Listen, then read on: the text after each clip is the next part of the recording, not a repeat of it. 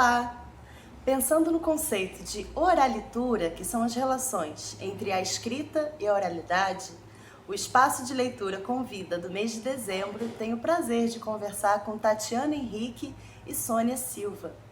A Sônia é escritora, autora de literatura infantil com diversos livros publicados, dentre eles Anjo de Chocolate.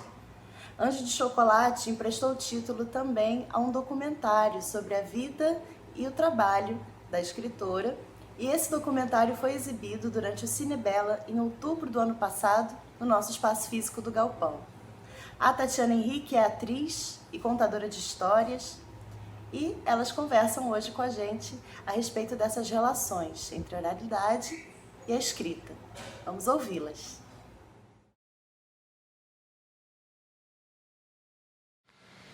Olá, bom dia, boa tarde ou boa noite. Para quem não me conhece, eu sou Sônia Silva, autora de 6 livros infantos juvenis, com os quais participei de programas na rádio, TV e nas bienais do Rio e de São Paulo. Que eu já trabalhei como pesquisadora de mercado, eu já trabalhei como secretária, bancária e hoje estou aposentada e também como palestrante, né? E tem o meu livro, os meus livros, são 6. O Anjo de Chocolate, Animais Sim, Racionais Nunca, Aventuras no Castelo do Arco-Íris, A Travessura de Lau, e Arroz e Feijão em Missão Especial e Uma Família Canina. Às vezes a gente esquece o nome dos filhos. A partir dessas relações entre oralidade e a escrita, entre a construção de cada uma, é que a gente ficou instigada a conversar nesse final de ano. Inclusive com meu filho, que quando criança eu tinha o hábito da leitura com ele e principalmente o hábito de inventar histórias para contar para ele. Muitas eu não escrevi, não lembro, mas eu tenho certeza que ele não esqueceu do garoto que virou porta, do menino que virou boi, porque isso aí é o carinho, né? Que a mãe, ou o professor, ou o contador de histórias passa para os seus alunos, seus ouvintes. Então, esse é o meu caso. Na história da literatura brasileira, ainda há uma predominância de registros de trabalhos de herança europeia. Por isso que é muito importante trazer o trabalho de mulheres negras dentro da escrita, da literatura, disputando esse espaço, porque a literatura tem sido também uma ferramenta muito importante para as narradoras e narradores de história em diversos tipos de trabalho, inclusive nas escolas. É importante para a construção de um repertório, para a expansão de um repertório, e também é fundamental batalha pela implementação plena da Lei 10.639, onde o ensino de literatura, de arte, de cultura negra tem que ser passado obrigatoriamente nas escolas, para que todo mundo conheça as nossas referências. Com os meus livros, eu vou às escolas, participo de palestras e acho muito importante contar minhas histórias, minhas vivências de vida, porque eu sinto que muitas pessoas se identificam com a minha história, com a minha luta, com o meu trabalho árduo, e eu acho importante isso também, tanto para o adulto quanto para as crianças, porque em se tratando do contador de histórias, que eu não sou, acho que não sou um contador de histórias, daquele que senta, que canta, que vem interagir com as crianças, né? O meu meio de contar histórias é mais escrita. Mesmo assim, eu me sinto muito importante em poder levar as crianças, as pessoas, para lugares distantes, conhecer reis, fadas, castelos, outros caminhos, animais que falam, que entre eles procuram melhorar as suas vidas. Então eu acho isso muito importante. Eu escrevo sempre procurando passar para as crianças momentos de fé, de esperança, de alegria, sem mentir, porque nada é muito fácil na vida da gente, né? Eu tiro por mim, não foi muito fácil, mas eu tento mostrar que é possível, além de viajar pelos meus livros, minhas histórias, é possível também viajar para você sonhar, procurar o melhor para você, procurar construir e através dos seus ideais, da sua luta, do seu trabalho, do seu estudo, você conseguir algo mais, um destaque. E a gente encerra a participação de Sônia Silva ouvindo um poema de sua autoria, recitado por ela mesma. Eu sou uma estrela cadente, caí do céu de repente, com força toquei o chão e me fiz estrela mulher, guerreira, lutando intensamente, tentando abrir espaços no meio de tanta gente.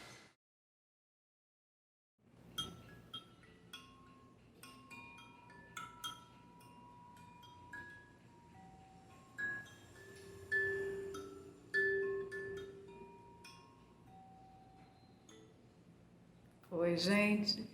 Sou Tatiana Henrique e é uma honra estar aqui entre vocês para falar sobre literatura e oralidade. Falar sobre essas duas searas da vida é entender, fazer uma retrospectiva e entender como é que uma está dentro da outra e como é que a gente, no mundo em que a gente vive agora, nesse momento, como é que a gente pode reaprender justamente a não dividir as coisas. Vou contar para vocês que quando eu comecei no mundo da contação de histórias, uma das coisas que eu escolhi fazer no mundo foi contar histórias, eu comecei pelas letras, vamos dizer assim, pela literatura. Só que o contato com a profundidade que os textos têm, que os textos guardam, os segredos que um texto guarda dentro dele, eu só fui compreender depois que eu comecei a contar histórias. Depois que eu comecei a dançar histórias. Depois que eu entendi que quando você dança o jongo, por exemplo, você está contando histórias, tem histórias ali entrelaçadas. A pesquisadora Leda Martins, ao se debruçar sobre as performances negras, entende o corpo como um lugar de memória. É através do corpo e dessas performances negras que se pode contar uma história.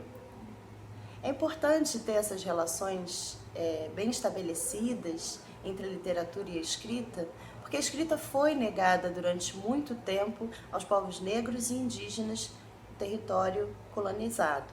E que, assim como a Leda Martins entendia, o corpo, como lugar de memória, pode também gerar performances que podem ser físicas na contação, em espetáculos teatrais, mas também através da escrita. Essa escrita também passa para a Leda pelo corpo, pela vivência física dessa memória. Quando eu conto histórias, existe um universo acontecendo dentro da pessoa. Então, a contação me fez pular então para o mundo da oralidade. Entender que a oralidade ela está em muitos lugares na vida, em muitos ambientes de memória, né? Tem esse termo. Então ela está no corpo da gente, ela está no corpo da gente. Entender que todo esse processo de entender a linguagem, de entender as palavras que a gente usa e como a gente usa essas palavras, depende do círculo que a gente constrói entre as pessoas. Então, entender que as experiências coletivas, que quando a gente está junto, a gente se afeta muito mais do que quando a gente está sozinho. E aí foi que eu entendi como a literatura, ela explode quando ela se integra a esse lugar que a gente chama de oralidade, a essa experiência. Então, vamos ouvir uma das suas histórias, Tatiana. Conta pra gente.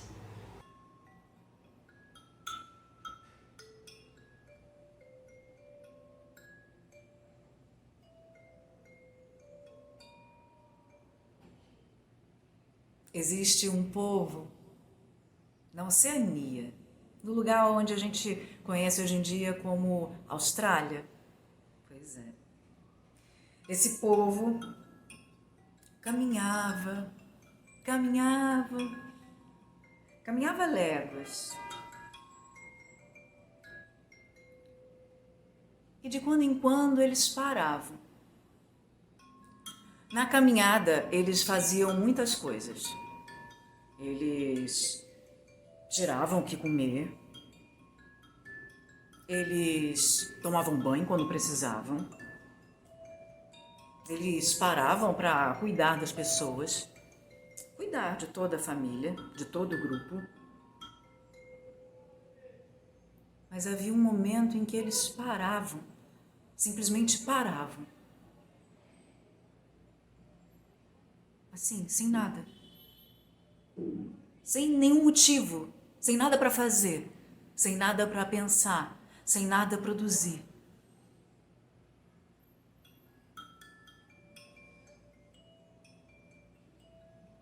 Um estrangeiro, uma pessoa de fora, um dia estava acompanhando esse grupo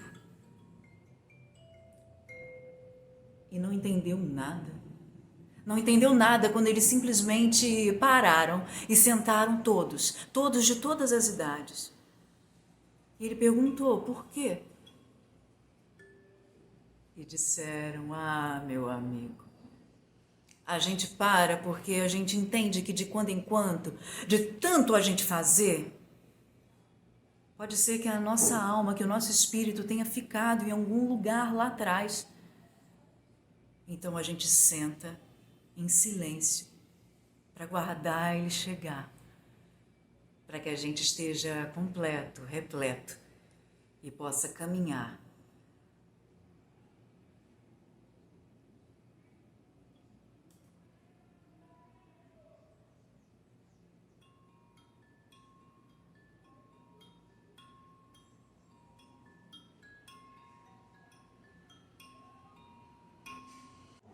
Nós agradecemos a participação de Sônia Silva e Tatiana Henrique.